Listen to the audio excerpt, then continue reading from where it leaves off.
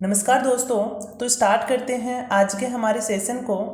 नहीं खाई ठोकरे सफ़र में तो मंजिल की अहमियत कैसे जानोगे, गर नहीं टकराए गलत से तो सही को कैसे पहचानोगे।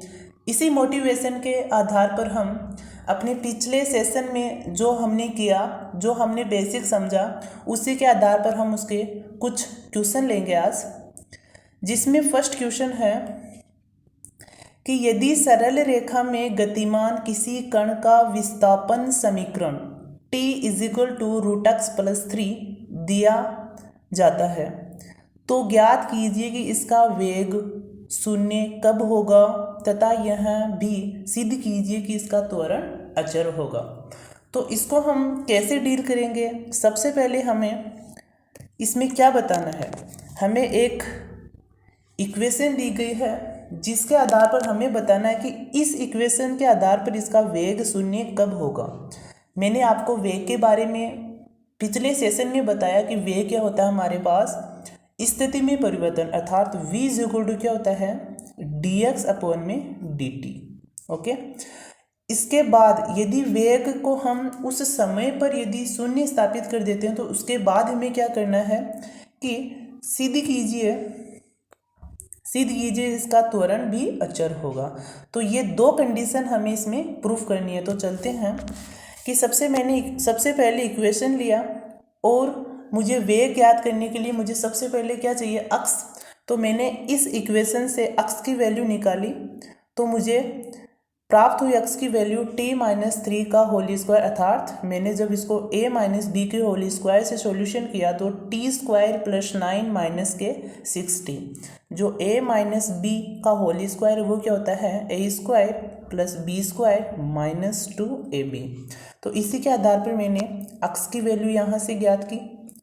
इसके बाद में लेता हूँ हमारा केस नंबर फर्स्ट, जिसमें हमें बताना है कि इसका वेग शून्य कब होगा। कब मेरा मतलब है कि इसका हमें वो समय बताना है जिस टाइम पर इसका वैल्यू अर्थात इसका जो वेलोसिटी है वो कितनी हो जाए, 0।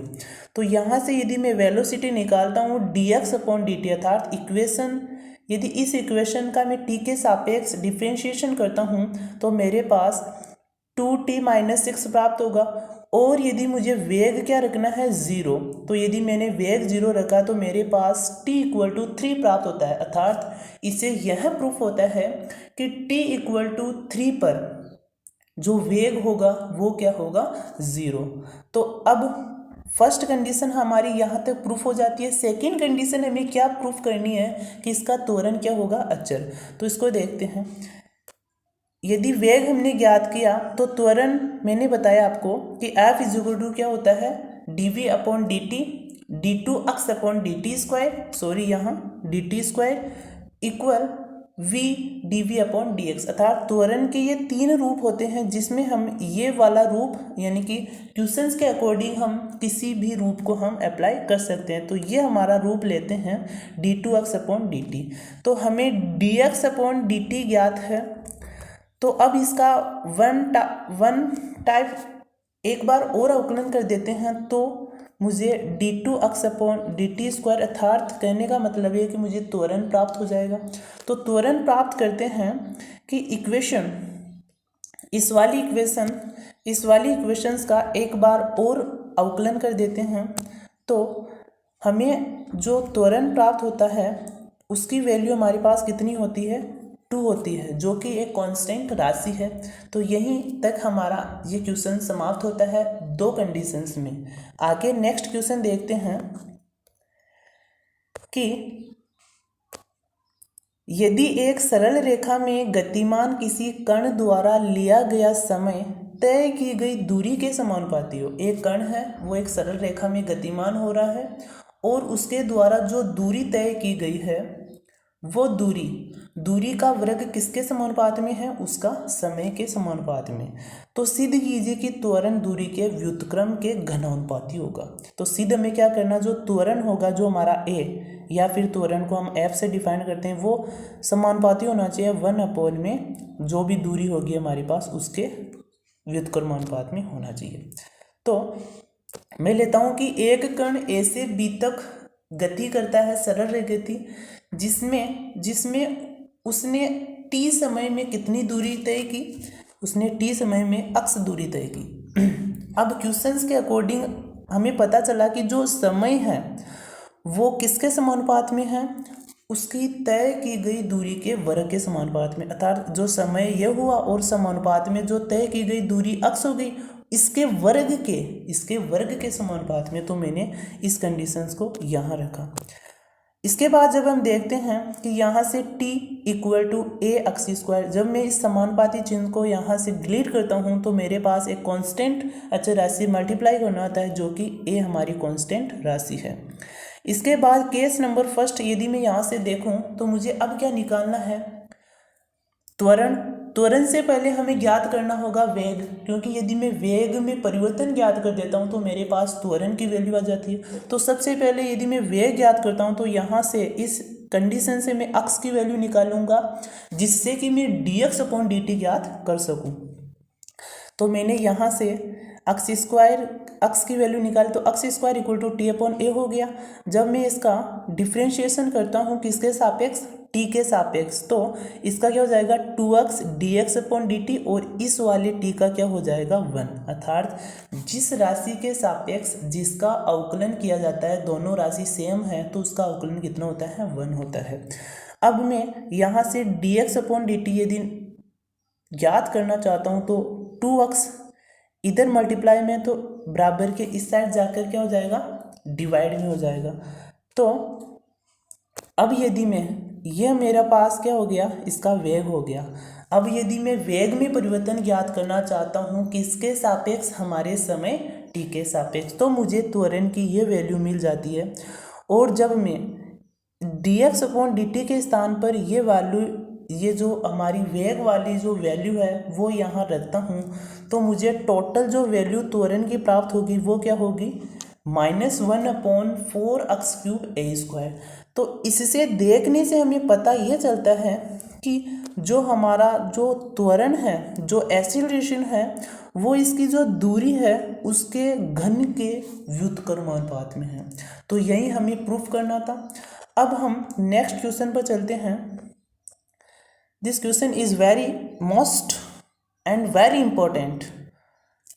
तो क्वेश्चन देखते हैं कि यदि एक कण इस प्रकार गमन करता है कि उसका वेग एक स्थिर बिंदु से इसकी दूरी की किसी घात के समानुपात में है, जिसकी ओर यह अग्रसर हो रहा है, तो सिद्ध करिए कि यह उस बिंदु तक कभी नहीं पहुंचेगा।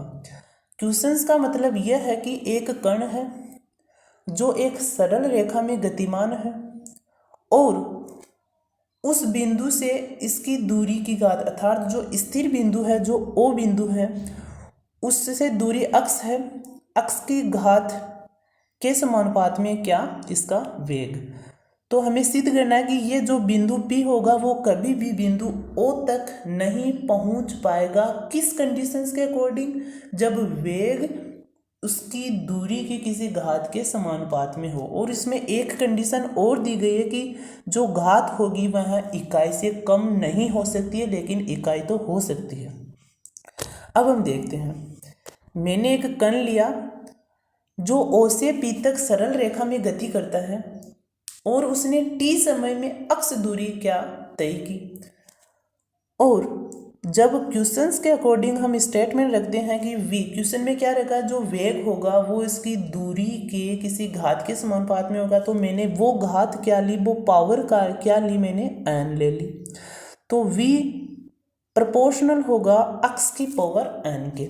और यदि मैं इस समानुपाती चिन्ह को यहाँ से हटाता हूँ तो हम क्या कर देते हैं, a से मल्टीप्लाई कर देते हैं। और a के साथ में जो माइनस मैंने लगाया वो क्यों लगाया, यदि आपको जानना चाहे तो ये कण सबसे पहले O से बिंदु P तक गया, लेकिन अब हम क्या कर रहे हैं कि इस P वाले बिंदु को वापस O वाले स्थान पर लाना चाहते हैं। अर्थात जो मेरी गति होगी वो एक प्रकार से अपोजिट गति होगी, और उस अपोजिट गति को दिखाने के लिए मैं क्या यहाँ माइनस लगाया हूँ। अब आगे देखते हैं कि यदि मैं v को क्या लिख सकता हूँ, dx अपॉन dt, अर्थात वेग क्या होता है, स्थिति में परिवर्तन। तो मैंने v को क्या लिखा, dx upon dt equal to minus a x की पावर n, और यहाँ से मैं dt की वैल्यू निकालता हूँ, अर्थात ये वाली वैल्यू मल्टीप्लाई में आ जाएगी और dt यहाँ चला जाएगा। तो dt जो गुण क्या हो जाएगा, माइनस 1 अपॉन a x की पावर n dx। और यदि मैं दोनों पक्षों का यदि इंटीग्रेशन करता हूँ तो मुझे t की वैल्यू ये वाली प्राप्त हो जाती है। कैसे कि -1 अपॉन a कांस्टेंट है जो बाहर निकल जाएगा, और जो 1 अपॉन x की पावर n है, इस वाली फंक्शन को हम हर में अंश में ले जाते हैं तो x की पावर -n, और इसका जो समाकलन होगा वह क्या हो जाएगा, ये हो जाएगा -n प्लस के 1। तो इसका यूज करके मैंने t की वैल्यू यहाँ निकाली और कांस्टेंट c इसमें ऐड हो जाएगा। क्यों कांस्टेंट c इसमें ऐड क्यों हुआ, क्योंकि यह हम किसकी वैल्यू ज्ञात कर रहे हैं, हमारी तरफ से जो इंटीग्रेशन है ये एक प्रकार से अनडेफिनेट है, अर्थात अनिश्चित इसमें समाकलन हो रहा है। तो मैंने क्या ज्ञात की, यहाँ t की वैल्यू ज्ञात की। अब हमें प्रूफ क्या करना था, क्वेश्चन में हमें प्रूफ यह करना था कि जो हमारा बिंदु P है वो कभी भी A के स्थान पर O के स्थान पर नहीं पहुंच पाएगा, अर्थात इसकी जीरो कभी, जो अक्स हमने डिस्टेंस ली, यदि वो मैं जीरो यहाँ लेता हूँ तो जो हमारा जो कण होगा P वो कहाँ आ जाएगा, बिंदु O पर आ जाएगा। तो अब हम देखते हैं कि यदि मैं यदि t वाली कंडीशन में अक्स के स्थान पर जीरो रखता हूँ तो उसमें क्या चेंजेस आते हैं। तो मैं यहाँ इस वाली कंडीशन में अक्स के स्थान पर यदि मैं जीरो रखता हूँ, क्योंकि हमें प्रूफ करना था कि जो बिंदु P है वो O पर नहीं आ सकता, लेकिन मैं अब क्या इसको लेके आ गया, लेके देखता हूँ कि उसमें क्या होता है। तो x इक्वल टू मैंने क्या रखा, 0। तो उस कंडीशन में जो हमारा इक्वेशन है t वाला वो क्या बना रहा है, अनंत। अर्थात इसका मतलब यह हुआ कि बिंदु O तक आने में जो समय लेगा वो क्या होगा, अनंत होगा, जो एक प्रकार से पॉसिबल नहीं है। तो हमें यही प्रूफ करना था। और जब मैं n की वैल्यू पिछले वाले कंडीशन में मैंने n की वैल्यू 1 से अधिक रखी, अब यदि मैं n की वैल्यू 1 रखकर इसको देखता हूँ तो उस कंडीशन में मुझे क्या रिजल्ट प्राप्त होते हैं वो मैं आपको बताना चाहता हूँ। यदि मैंने n इज इक्वल टू कितनी ली, 1, और यदि मैं n अर्थात जो 1 वैल्यू है मैं कहाँ रखता हूँ, इस वाली कंडीशन में जो 1 की वैल्यू है मैं यहाँ रखता हूँ, यहाँ n इक्वल टू क्या रखता हूँ, 1। तो उस वाली कंडीशन में मुझे रिजल्ट ये प्राप्त होता है। और जब मैं इस वाले रिजल्ट से समय ज्ञात करता हूँ समाकलन करके, तो मुझे ये कंडीशन प्राप्त हो जाती है। कैसे कि dx ये इधर चला जाएगा तो -kx इक्वल टू dt। अब दोनों पक्षों में इंटीग्रेशन करूंगा तो ये कांस्टेंट और 1 अपॉन x का क्या होता है, log x। तो मुझे t equal to -1 upon k log x plus c1 प्राप्त होता है। अब इसमें भी वही प्रोसेस करता हूँ कि x इक्वल टू 0 रखता हूँ। क्यों रखता हूँ मैंने अभी भी आपको बताया है। तो यदि मैं 0 रखता हूँ तो इस वाली कंडीशन में भी जो हमारा जो समय है वो क्या लग रहा है, अनंत लग रहा है, अर्थात अनंत समय में बिंदु O तक पहुँचेगा, जो कि एक प्रकार से संभव नहीं है। तो इसके आधार पर हम कह सकते हैं कि जो हमारा P बिंदु है वह कभी भी O बिंदु पर पहुँच नहीं सकता। तो इस आधार पर हम आज के सेशन में 3 क्वेश्चंस को कंप्लीट किए जो कि अपने आप में इम्पोर्टेंट रखते हैं। अब मैं अगले सेशन हमारा जो होगा उसमें हम क्या करेंगे, उसमें हम जो हमारा इम्पोर्टेंट पॉइंट होगा इसी चैप्टर का अरीय वेग और अनुप्रस्थ वेग, उसका अध्ययन करेंगे और उस पर कुछ क्वेश्चन करेंगे। तो इसी के साथ हमारा जो सेशन है आज का वो समाप्त करते हैं। यदि आपको वीडियो समझ में, अर्थात मेरा कहने का मतलब यह है कि यदि आपको वीडियो अच्छा लगा तो इसे लाइक, शेयर और सब्सक्राइब करना ना भूलें। Thank you, take care.